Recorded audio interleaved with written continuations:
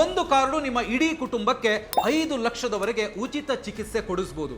ಈ ಕಾರ್ಡ್ ನೀವಿನ್ನೂ ಮಾಡಿಸ್ಕೊಂಡಿಲ್ವಾ? ಹಾಗಿದ್ರೆ ಈ ವಿಡಿಯೋ ನಿಮಗೋಸ್ಕರನೇ. ಎಸ್, ಆ ಕಾರ್ಡ್ ಹೆಸರು ಆಯುಷ್ಮಾನ್ ಭಾರತ್ PMJAY.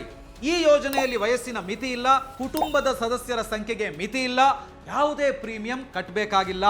ಭಾರತದಾದ್ಯಂತ 28,000ಕ್ಕೂ ಹೆಚ್ಚು ಸರ್ಕಾರಿ ಮತ್ತು ಖಾಸಗಿ ಆಸ್ಪತ್ರೆಗಳಲ್ಲಿ ಸಂಪೂರ್ಣ ಕ್ಯಾಶ್ಲೆಸ್ ಚಿಕಿತ್ಸೆ ಸಿಗುತ್ತೆ.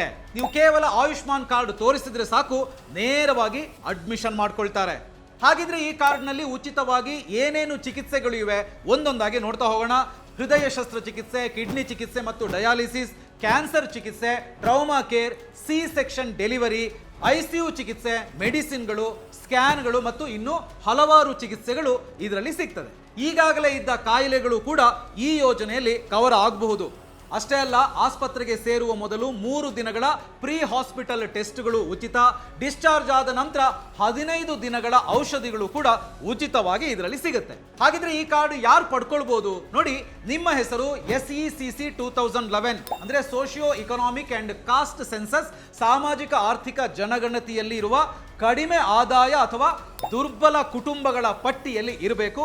ಅಂಥವರಿಗೆ ಈ ಆಯುಷ್ಮಾನ್ ಕಾರ್ಡ್ ಸಿಗುತ್ತೆ. ಸೊ ಈ ಬಗ್ಗೆ ಇನ್ನೂ ಹೆಚ್ಚಿನ ಮಾಹಿತಿ ಬೇಕು ಅಂತ ಹೇಳಿದ್ರೆ ಈ ಅಧಿಕೃತ ವೆಬ್ಸೈಟ್ಗೆ ಹೋಗಿ ನೀವು ಚೆಕ್ ಮಾಡ್ಕೊಳ್ಬಹುದು. ಸೊ ಈ ಇನ್ಫಾರ್ಮೇಶನ್ ನಿಮಗೆ ಇಷ್ಟ ಆಗಿದೆ ಅಂದ್ರೆ ಲೈಕ್ ಮಾಡಿ, ಬಾಸ್ವಾಲಾ ಡೈಲಿ ಚಾನಲ್ ಅನ್ನ ಸಬ್ಸ್ಕ್ರೈಬ್ ಮಾಡಿ.